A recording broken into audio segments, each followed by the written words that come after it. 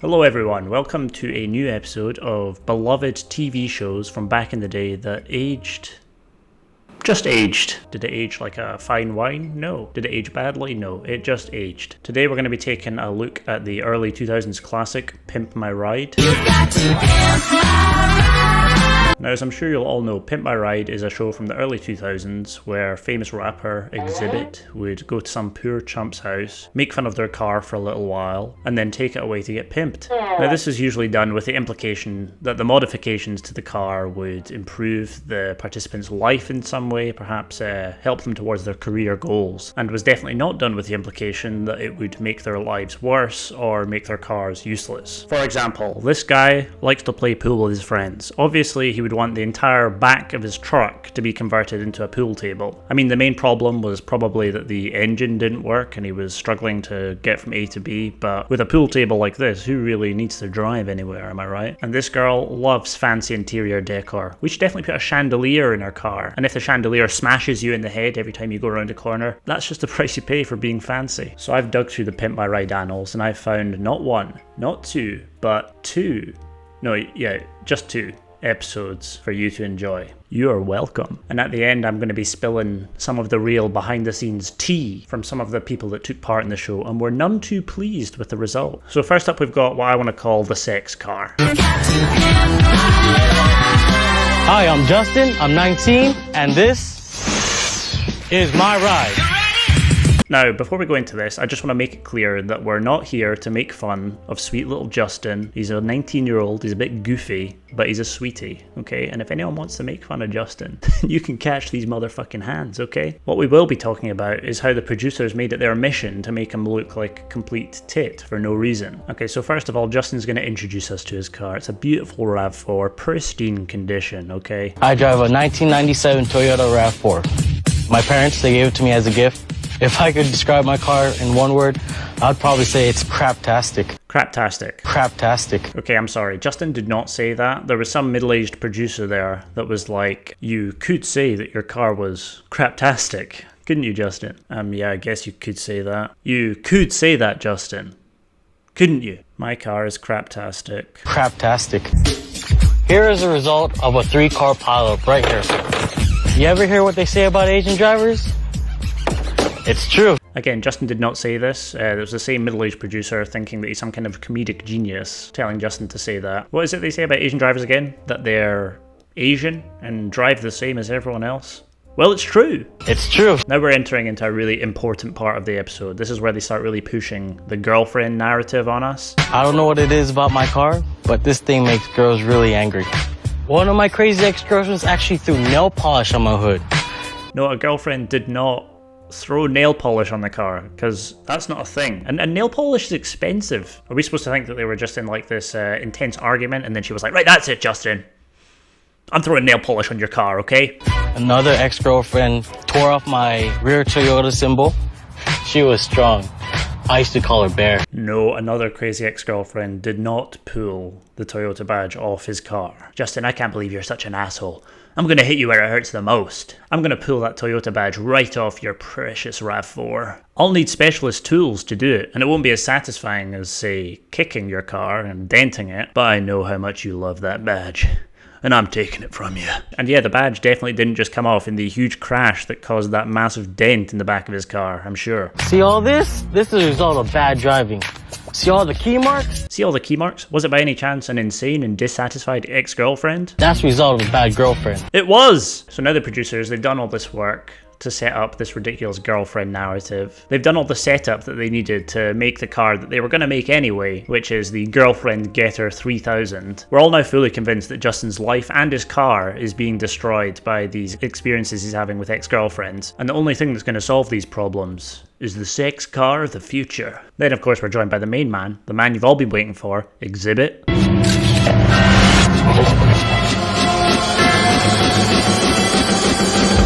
Alright, light it up. Exhibit does some improv on the car. It stands for Recreational Activity Vehicle. But now it stands for Raggedy Ass Vehicle. You know, it's what you expect. There's no real bangers in this episode, but it's just pretty funny. Got some key mark right here. He done made some chicks mad. And what kind of chicks he getting in a rap for? And then Exhibit, of course, knocks on the door.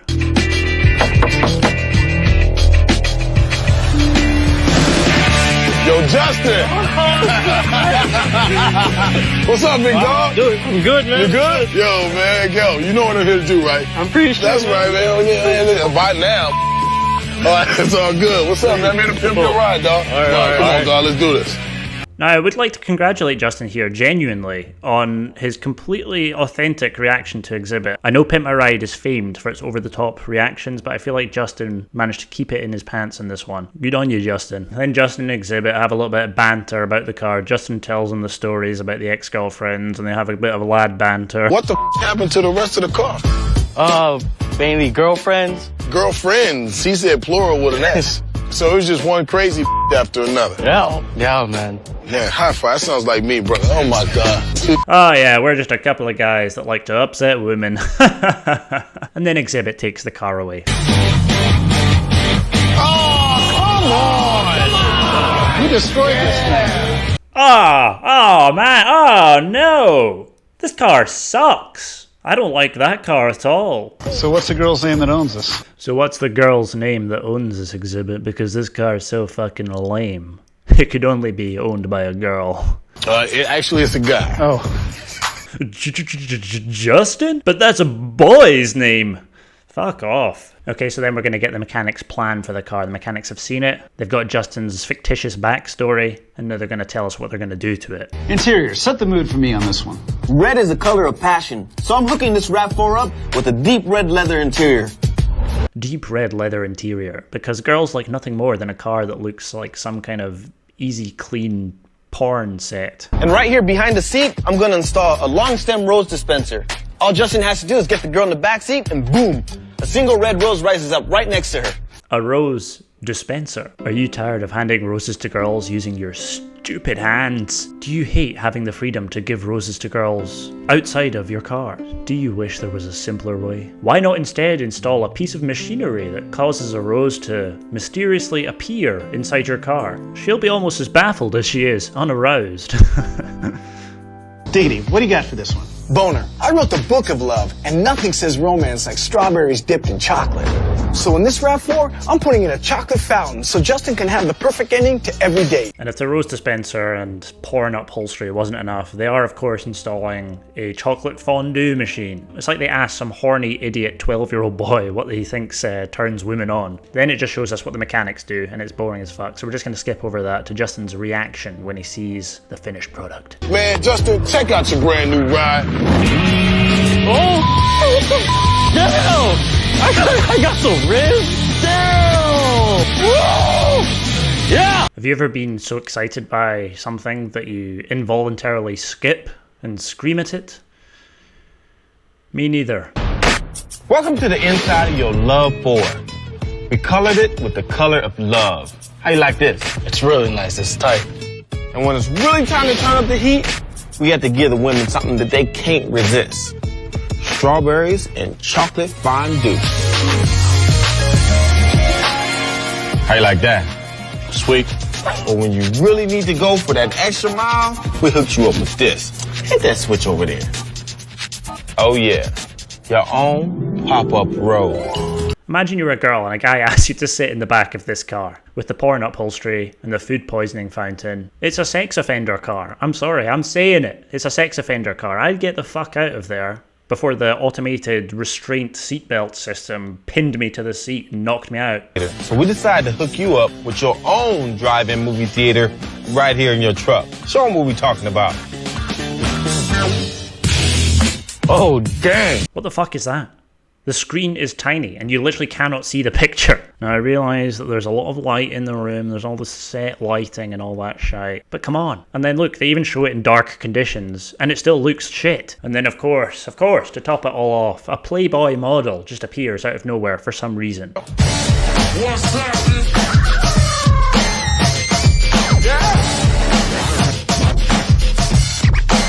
Let me introduce you to something. It's my man Justin right here. She just appears for Justin to test out the sex car on. That's definitely 19-year-old Justin's target market. Girls in their mid-20s that make a career of being professional models. So, want something to drink? Let's pop the top. Let's go. I don't know how to open this, but I've never in my life seen two people look more uncomfortable than Justin and this Playboy model look right now. Want some strawberries, some chocolate? Yeah, definitely. My ladies deserve the best. Oh, that was sexy. Ah!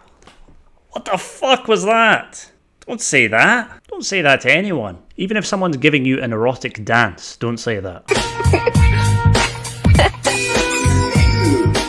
Oh, that was sexy. Oh god, move on from the strawberries, please. I've seen enough. He's 19, for God's sake. This isn't right. I got one more surprise for you. Aww, very pretty. That's for you. Aw, what a perfect ending. And then there's the proof. There's the proof that we needed, that having your car ejaculate a rose into a girl's hand is far better than just giving it to her yourself. And I think after watching that, we can all agree that the sole purpose of that episode was just to make Justin, poor, sweet, precious 19-year-old Justin, look like a complete tit. And it's not right. So next up we have Therese's weird torture device ambulance car. I promise that will make sense soon. So of course, in this episode, we have Therese. Hi, my name is Therese. I'm 23. And this is my ride. Her car, much like Justin's, is all messed up.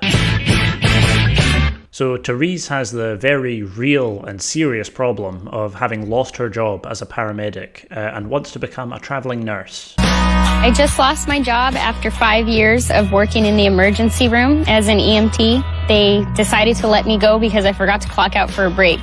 So, I miss it. Right now I'm going to City College and I'm majoring in nursing.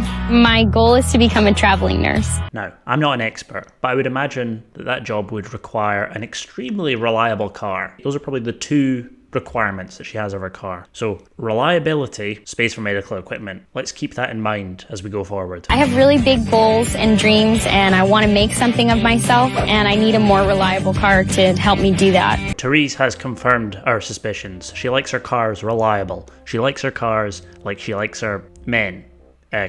Coffee. I don't know. But she likes it reliable. Now, just like the last episode, Exhibit comes in, makes fun of the car for a little bit. Y'all know what time it is. Let's get moving. Wow. Now all we need is the Griswolds. Oh, no. That was glued on. Oh, no. Okay, look like she banked it up here a little bit. Not supposed to be up in there like that a little bit. Has a fiddle with those lights, which definitely were like that already. They didn't just mess them up to make them look worse for the show. She would definitely be driving around with her headlights hanging out on wires like that. She definitely would not just duct tape them in place. Therese, how you doing? You good? What's going on? How you doing? All right. What's going on with you? Exhibit introduces himself, of course. Therese, again, gives quite a genuine reaction there. I believed it. So good on you, Therese. And then, of course, Therese and Exhibit have some witty back and forth. Exhibit makes fun of the car. The rubber's coming off. Yeah, watch your leg. That's a dangerous thing when the rubber comes off. Be careful. Look out. Then, of course, Exhibit and Therese have some witty back and forth while Exhibit makes fun of the car, which at one point involves Exhibit simply holding a tampon up to the camera and laughing at it. My aunt did the car belong to when she... Oh, come on now!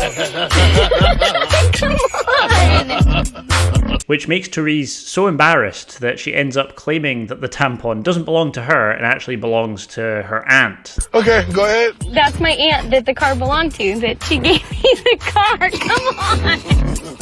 It's not fair. That was hers.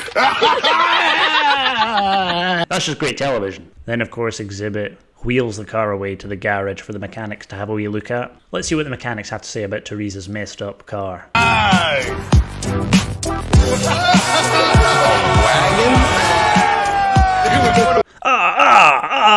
Horrible car. I hate it. I hate that car.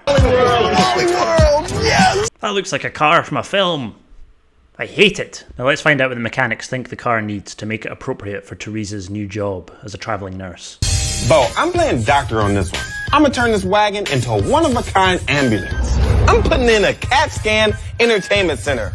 Now, Mike wants to put in a CAT scan entertainment center. Now, CAT scanners and entertainment aren't two things that I normally think of together, but you know, I love Mike's energy, and I'm sure that like Justin's little projector thing, it will turn out just great. Bo, I'm putting a heart rate monitor in the dash that displays a flat line until Therese puts her seatbelt on. When she buckles up, that flat line turns into a heartbeat. Heartbeat seatbelt sensor, I mean, you could do that, but I think that those ones that just have like the little red light on the dash and the soft beeping sound, I think that they work just fine as well, but what do I know? I'm not a mechanic. Now, I know we skipped over the mechanic bit for Justin's episode, but you need to see the method that they use to make the seatbelt sensor. Now we'll need 2 DVD players.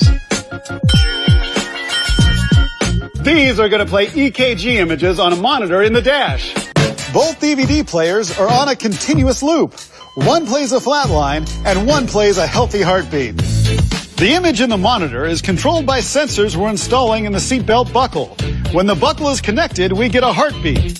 And when it's disconnected, we flatline. So they've got the sensor in the seatbelt, the sensor in the seat, and they've got 2 DVD players rigged up to a screen in the dash. This has to be the largest amount of trouble that anyone has ever gone to for something so pointless and annoying. I mean, if the seatbelt's off, she gets a continuous annoying noise, and if it's on, she gets an intermittent beeping annoying noise. Now let's move forward to the big reveal and see what Therese thinks about this car.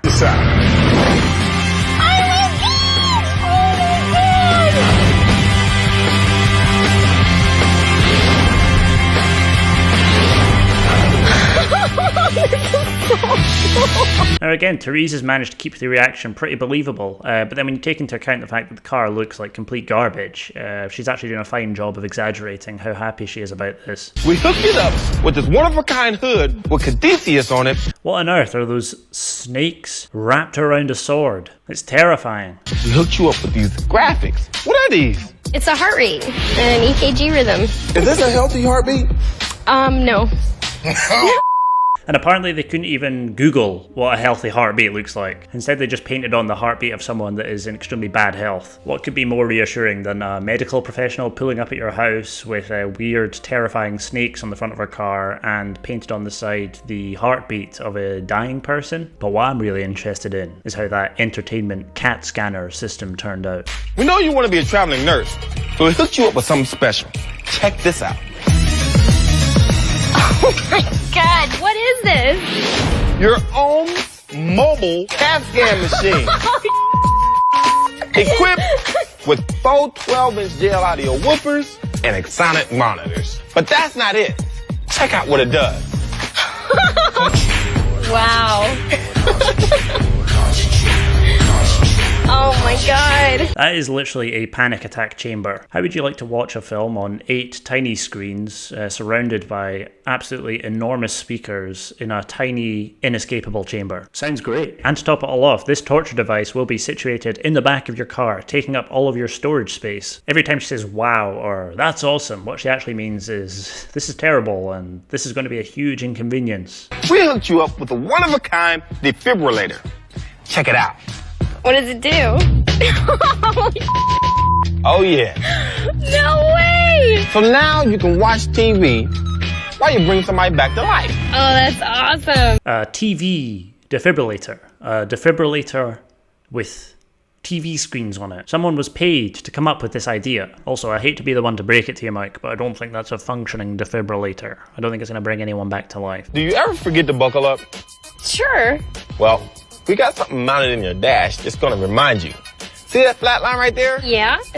That's to tell you that your seatbelt's not buckled. Buckle up. Okay. All right. Now you know your heart's beating, and everything is cool. The car's ready to go. That's awesome. We know you want to be a traveling nurse. That's her face when she realizes that she's going to be hearing a constant beeping sound whenever she's driving. Now let's cast our mind back to when Therese told us specifically that she needs something more reliable. I need a more reliable car. Maybe a new engine or like a service or something would have been handy to help her do her job. But no, now the car is just as broken as it was before, but now has the added bonus of a terrifying paint job and a panic attack chamber in the back. She's like, yeah, it would have been nice if the car was a bit more reliable, or maybe if they'd like changed the brakes to make it safer. But I guess this annoying sound generator that makes an annoying sound when my seatbelt is off and a slightly different annoying sound when it's on will help. Now Therese is going to show the car to her friends. Let's see what they think about it. Hey, look at this paint job. This is sweet. Wow, Therese, this paint job is super unappealing. You definitely can't use this for work. Amazing, what the fuck is this? Where are you going to put all your work stuff? Can I have a go? I really want to have a panic attack right now. So, I'm sure we can all agree that those cars were complete garbage. But now it's time to spill some of that scalding hot tea that I mentioned at the start. Now the sources of this information comes from AMAs that were done by a few people that took part in Pimp My Ride. They talked a bit about their filming experience and what life was like with their cars after they got them back. First up, the show was filmed to make it seem like the cars are in the shop for a few days when in reality the cars were in the shop for over half a year. So there was a guy called Seth Martini that was in another episode of Pimp My Ride that we didn't cover. Seth said that MTV paid for a rental car for him for about 2 months, and then for the remaining 4 months he just had to cough it up himself. And then MTV took 2 years to pay him back after his episode was aired. So that's fun. To be fair, I'm sure MTV were extremely strapped for cash in the early 2000s. The backstories were made up. Yes, I know you're surprised that sweet little Justin hadn't had 72 insane ex-girlfriends that slowly destroyed his car over time. They also completely ignored any of his requests for the car. When the producers asked him, he said that he absolutely hated red, so of course they decked out the entire interior of his car with that porn red leather. I feel like if he'd given a real reaction when he saw the interior of the car, it would have been like, one thing. I asked for one fucking thing. No red. And now my car is literally a shrine to the colour red. Put it back to the way it was. I liked it better before. They also used paint remover on his car to make it look more messed up and busted up his bumper to make it look like it was falling off. Does that remind you of anyone? Another guy that was on the show, Jake Glazier, said producers even suggested that he break up with his girlfriend so they could sell the story of his new car transforming him into a player. Again, I'm no expert on TV production, but I feel like they could have just pretended that he was single. They would take some of the modifications out of the car after filming was finished. Our boy Justin, they took the pneumatic champagne machine out of his car because apparently they didn't want to condone drink driving. Now, I'm not sure, but I feel like any condoning of drink driving that they did was already done when they broadcast the episode to millions of people. They also took out that crappy projector theatre because apparently it wasn't street legal. And Seth said that they took away the screens that they put in his headrests because apparently they just simply didn't do anything. They also removed his gull-wing doors because apparently the machinery that made them work prevented you from putting on your seatbelt, which are both pretty weird because these aren't like revolutionary pieces of technology. There are things that they probably put in cars on a regular basis, but then on this one occasion they put the screens in, they were just like, nope. There's no way that we can plug a DVD player into these screens. It just can't be done. And the doors, we install these all the time, but I can't for the life of me remember how to put them in while also having the seatbelts be usable. Guess we'll just rip them out. The cars were, as we suspected, still messed up when the people got them back. The producer of the show, Larry Hochberg, was well aware of this fact to the point that he even had his own tow truck that he would use to go and pick up people's cars when they inevitably died after being on the show. That would really inspire confidence in my car. Yeah, the car will definitely be fine, but just take my number and call me just in case it isn't, but it definitely will be. I have a tow truck. I didn't get it for the show, I just have a tow truck. Tow trucks are my favourite kinds of cars. Great mileage. Anyway, give me a call just in case something happens to your car, which, like I said, it definitely won't. So yeah, good luck. I mean, good day to you. So Seth said, obviously his car was all messed up when it went on the show. They put all the modifications in, which made the car much heavier, but then didn't do anything to the suspension, so that every time he went round a corner or went over a bump, the wheels would scrape in the wheel wells. Check it out, guys. Cotton candy machine. Sick, I know. Ignore the scraping sound, it's just this experimental grindcore band that I'm really into. Super underground. You wouldn't know them. I love listening to them on my extremely heavy sound system. Anyway, I've got to bounce. He says the car lasted about a month when he got it back, and then he had to save up money to buy a new engine for it himself. Of course, the reactions weren't genuine. We already knew that. But what's a little bit weirder is that they didn't even film the initial reactions at the people's houses. MTV just rented out houses for the production and got them to wait behind a door for Exhibit to knock, and then to get a genuine reaction out of them, they would tell them that it would either be Exhibit coming to pimp their ride, or it would just be some guy with like $100 gift card to Pet Boys. And of course the reactions to the finished product were massively faked. Our boy Justin said that his reaction took 3 takes, with the director telling him to jump around and scream more. And then another guy, Jake Glazier, said that the crew told him to just go apeshit. And then the producer took him aside to say, "We've put a lot into this. We expect you to be a little bit more fucking enthusiastic." I'm sure you'll agree. Both of these are examples of great direction. So yeah, no real takeaway message from this one. I guess now you know. Thanks so much for joining me on this Pimp My Ride journey. If you enjoyed, please like and subscribe, and I'll see you next time.